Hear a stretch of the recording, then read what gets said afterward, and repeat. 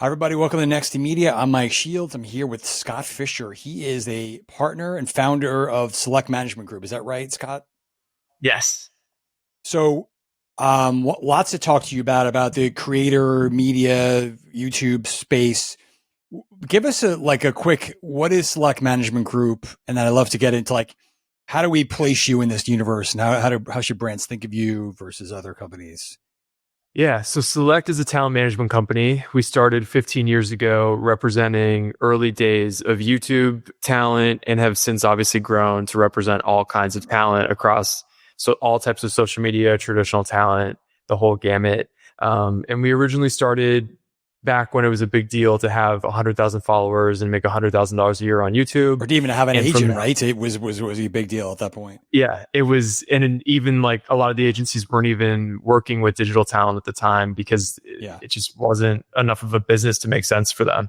But I was early in the space, started to think about them as real talent, not just as influencers.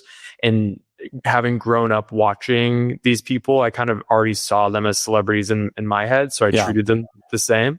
I knew from day one would eventually do consumer products, would eventually go on tour, would eventually write books. There was no reason that they wouldn't. So we kind of built the company around that thesis that you can take someone who has some social following, but then build out a real business around them, and all of the things they do can work together to feed the machine. And there was a time where, it was me with an assistant managing, 30 clients. And now the company is a team of 60. We have 450 clients. We own stakes in some very large consumer brands. We produce content. We have one of the number one shows on Hulu. So it's evolved into what I had hoped it would become and more. So it's been great. So I bet you around that time, most of the talent, if they were talking to agencies, were trying to find paths to traditional media. I'm guessing. But it sounds like you always saw this as a thing of its own. Was that a conversation at the time? Like, don't think of it as like, we're going to get you your spot on NBC or whatever. This is its own medium, its own set of rules.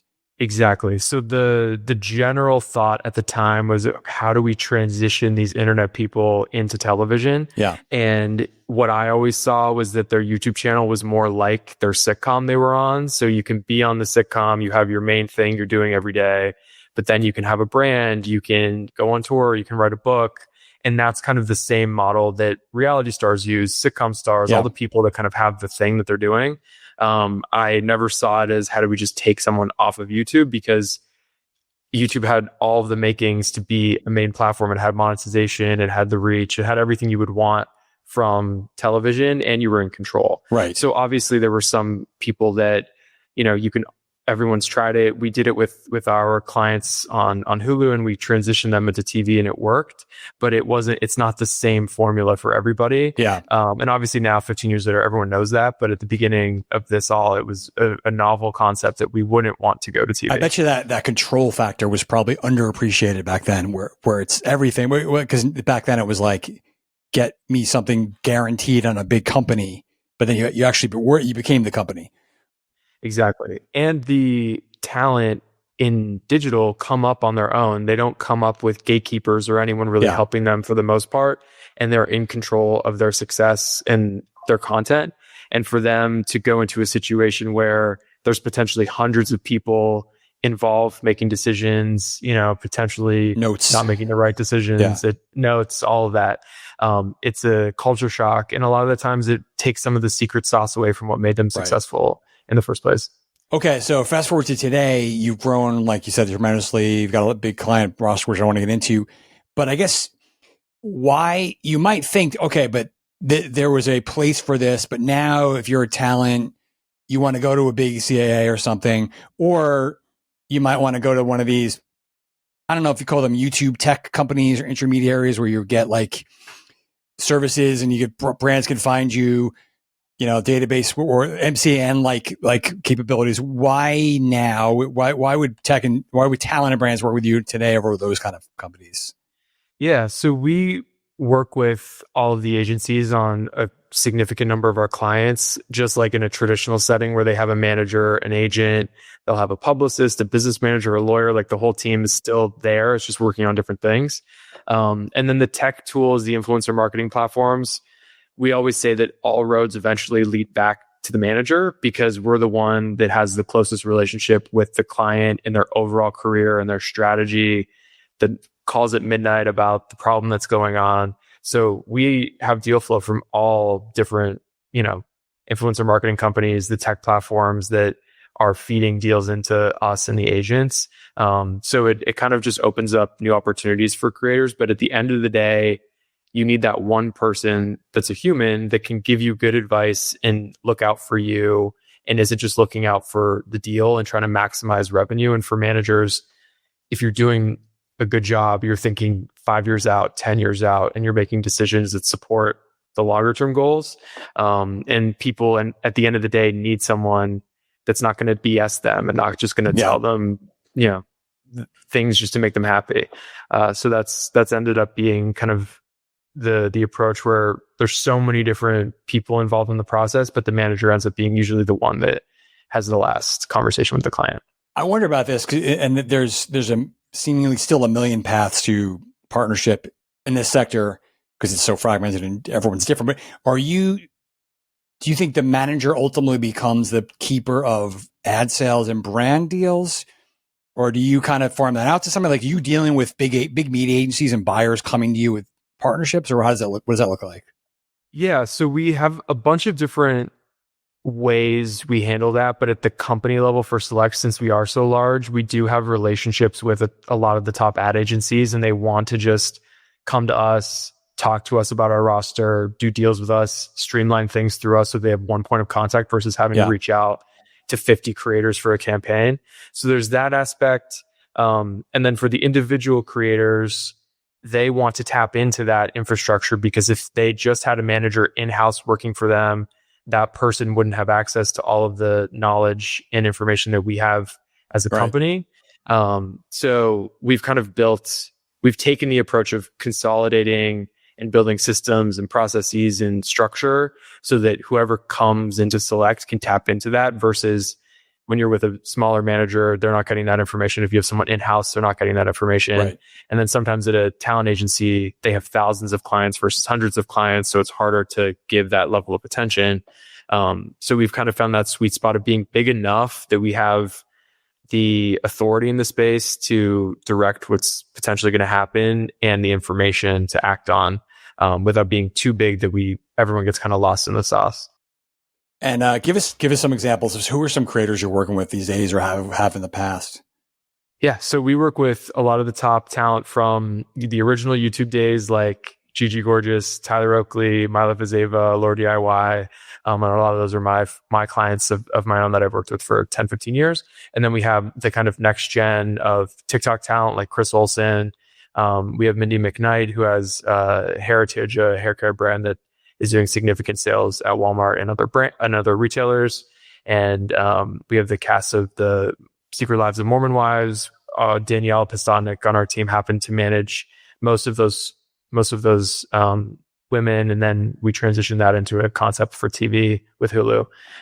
So we kind of have been playing in a lot of different areas, but it usually dials into the female lifestyle, fashion, beauty space is kind of just where it ended up, mostly because 15 years ago, that's where the brands were spending and that's where the business was most active. So we just kind of followed that niche and helped clients in that world because it was very monetizable. All right, definitely. I'm going to come back to the Mormons show. Certainly a big one. But you mentioned, this creators launching brands thing has been a big thing for several years. I guess a couple of questions is where are you seeing the most activity right now? Is it typically in lifestyle hair care? Maybe you could talk about Sarah Chung and her recent news. What's going on there right now? Yeah, so there was definitely a wave, 2021 to 2023, where everyone thought they needed a brand, and that was kind of the strategy that everyone had come up with. We had actually launched the brands that have found major success with our clients pre 2020. So we had set those up between 2016 and 2019 because we saw that's where things were going. And you were starting to see some of the early wins with celebrity founded brands. And we knew that creators would obviously become a part of that.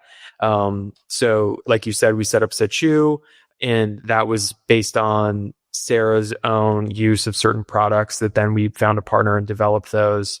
And then obviously have found a lot of success once it got into retail at Ulta, Amazon, and then eventually TikTok Shop, where it became like a hugely viral product. So it kind of took all those different strategies of D2C, using a retailer, and then also using social shopping. So it was a really interesting use case there. And then with Heritage, the hair care brand we have, it opened at all doors in Walmart and was a huge success and is now expanded into other retailers. But we've kind of leaned on not just going solely D2C, because that was kind of the narrative in 2020, 2021. Like, let's abandon retail, go full D2C.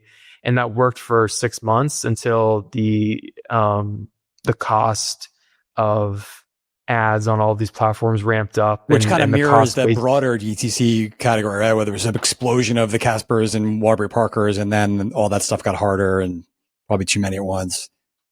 Exactly. And the cost to acquire customers got as expensive as being in retail. Yeah. So it wasn't even a better strategy than retail. And the customer loses the retail experience if a brand is only D2C. So from the beginning, we were always open to all of the different channels, because we know from the creator space that they might be a digital creator, but they can have 1,000 people show up to a mall for a meet and greet. Like, we always kind of understood the two sides of it all. Right.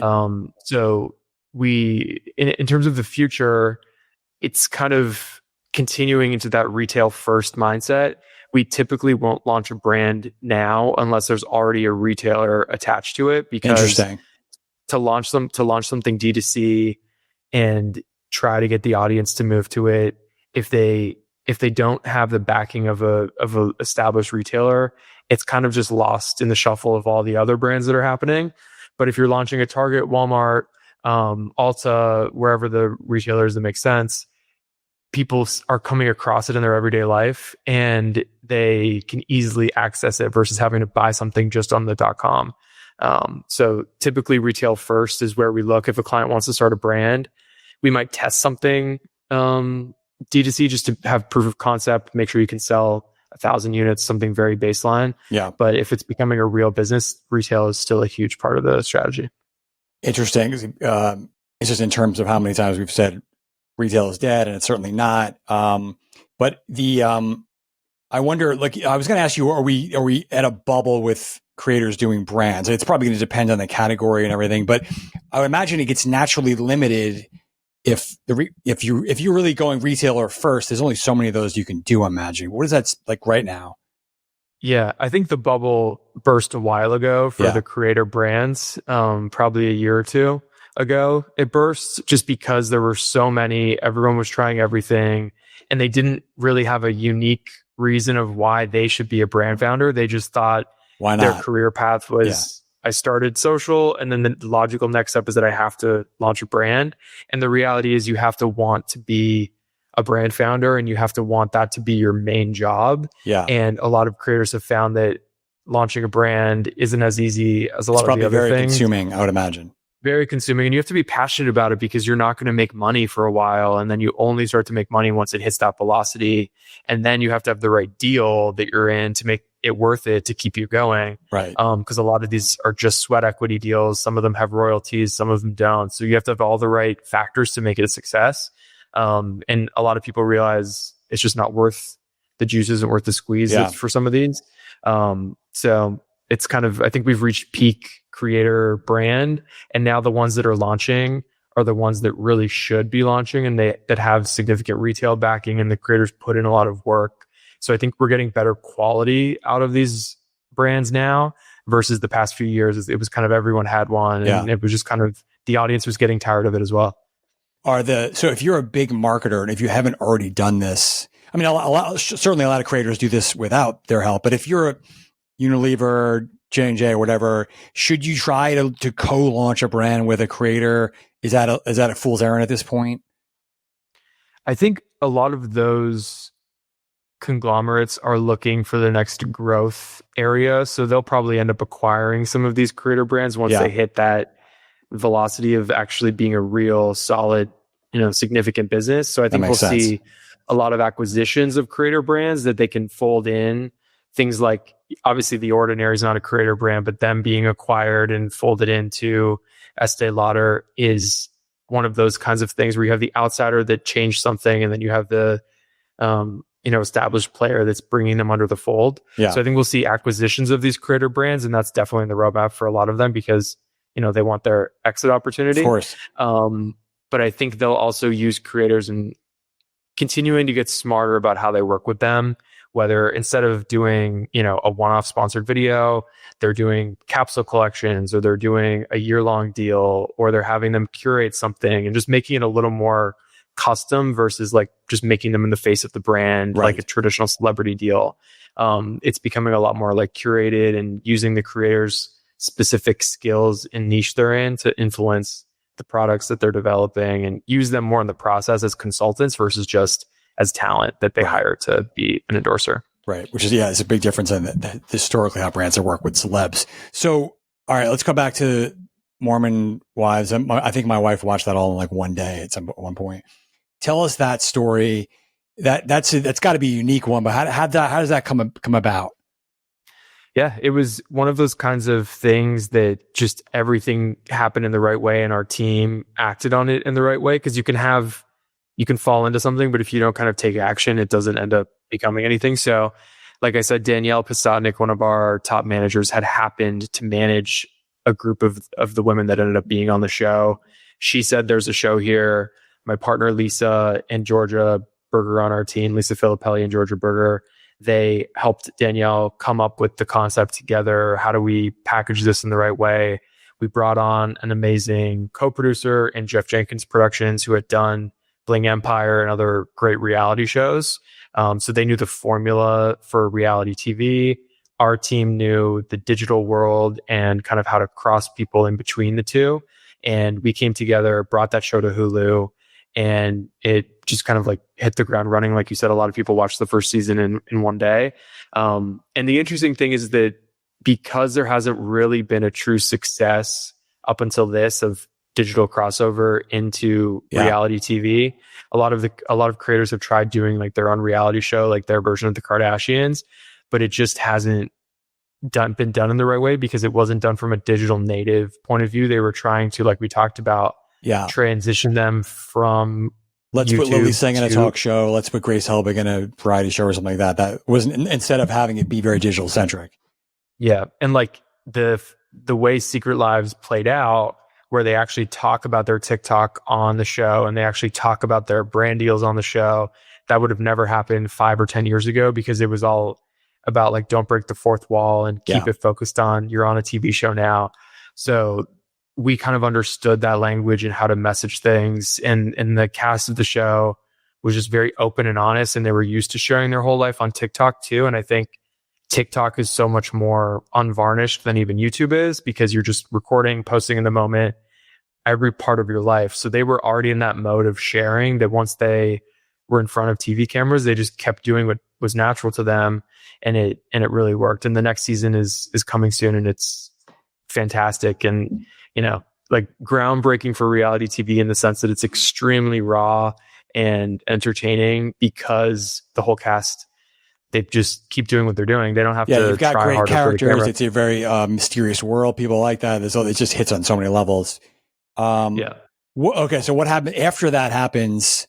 Do you all of a sudden get a million calls? Like, okay, where's the other version of this? What the streamers want this? Transition. If you figured out how to make digital work on television, give me some more. Does that happen? Yeah, of course. That's just Hollywood naturally follows the next thing. So my partner, Lisa, Georgia, and Danielle have been working on a lot of concepts, and there's been, great reaction to new ideas, things that, are building on top of the success with Mormon Wives, but also totally new things because people have seen that we've actually been able to crack the code successfully. And for the cast, their careers have obviously skyrocketed because now we manage the majority of the cast on the show. All of the brands want to work with them and do deals with them, and we can help streamline across, 6 different clients. So it's been really cool to see. You build the show, they all have their own socials, and then you have the brand deals, and then they can go on tour, they can do a million things, they can all start their own consumer product businesses. So it's been cool to kind of see the flywheel start spinning once it is all set up. All right, now that's like a pretty special example of a breakout on a streaming service.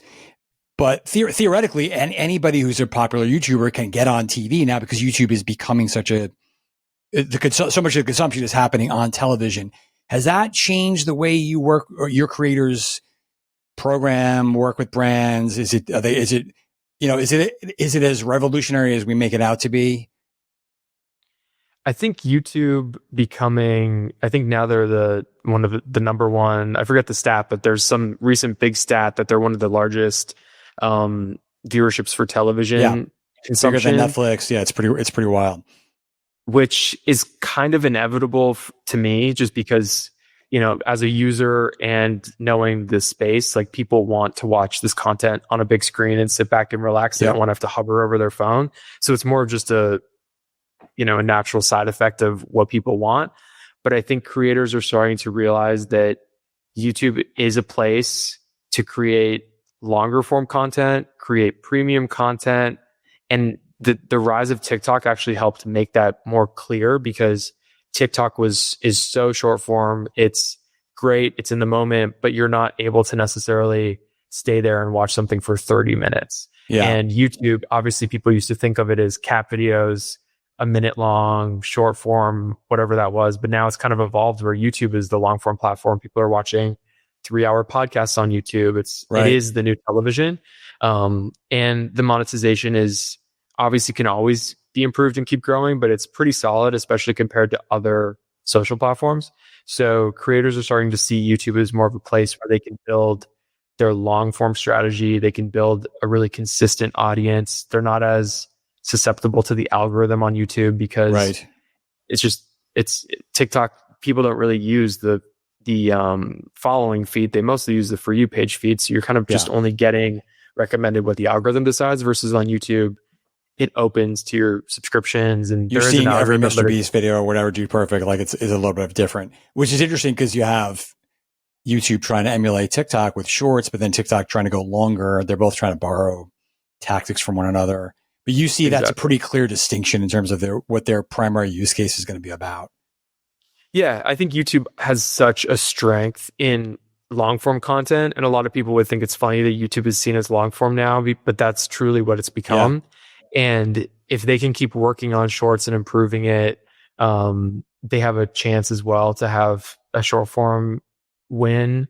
And then TikTok, obviously, depending on what ends up happening, but it's looking more and more solid and clear. They're even moving into long form, like you said. They're both kind of trading different things. Yeah. TikTok's opening up the ability to have longer videos. So it's going to keep evolving, but YouTube, I think, is having like a renaissance and a comeback, and creators are nostalgic about how YouTube used to be and how exciting it was, and like how kind of useful as a platform it is.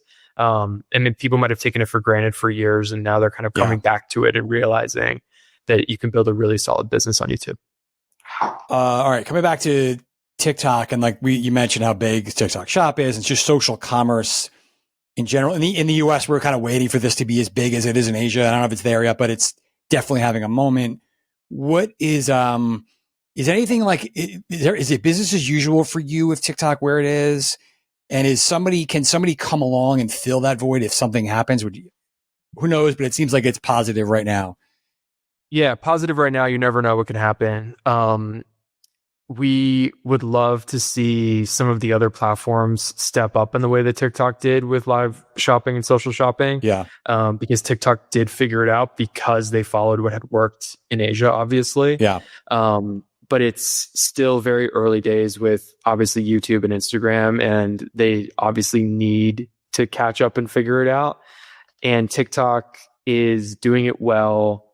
It's kind of business as usual now because there's more certainty around it not going away overnight. But obviously in January, it was very touch and go. Yeah. It actually obviously shut down for 24 hours or whatever it was. So That changed, and brands have obviously changed their thinking on if they're doing TikTok only campaigns. The majority of campaigns now we're seeing are primarily Instagram, and then they're adding TikTok as a supplement versus only thinking TikTok first. Yeah. Because they had the experience where they had planned their whole quarter and then the whole plan got thrown off. So they need certainty, obviously, for them. And creators are happy to be wherever the audience is. So whoever figures out the live shopping, the social shopping, in addition to TikTok, they'll continue to migrate to the next place. What about Pinterest? Do they have a shot there? I know it can be a very different user base and different mix of influencers, but are you seeing your creators try and make that to a bigger social commerce play, or it really depends? Not really.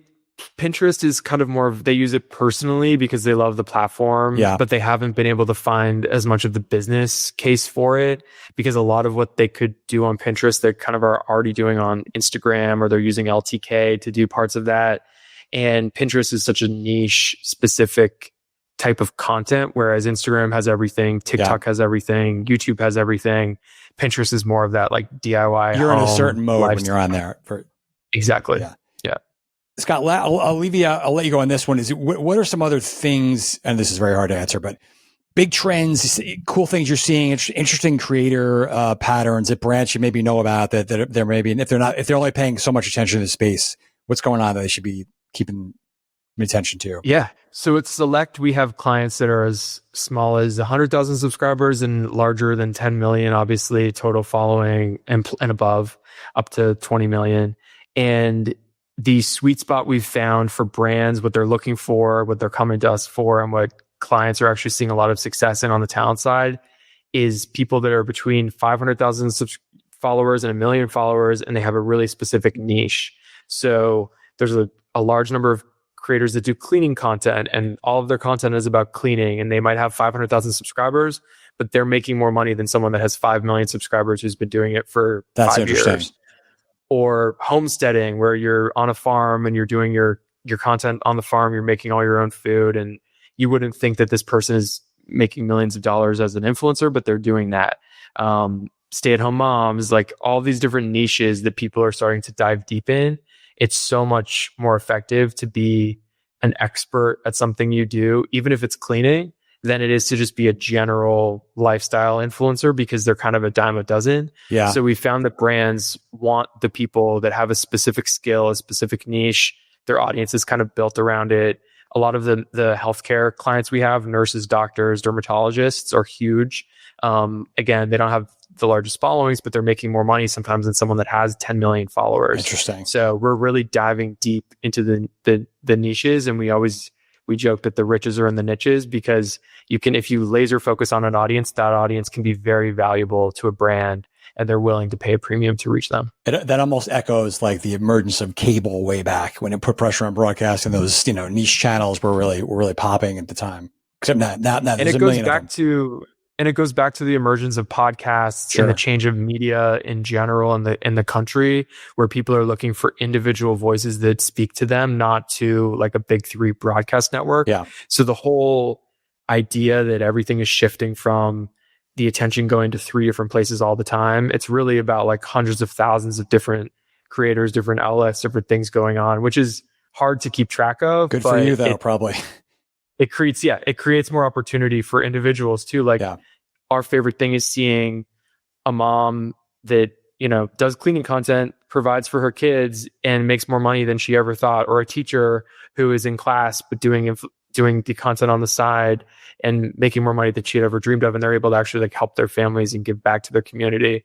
So it ends up being really positive, because you're kind of democratizing access to attention, and then obviously access to monetizing it. All right. Well, very cool stuff, Scott. Thank you so much for your time here. Great conversation. Let's chat again. Of course. Thank you.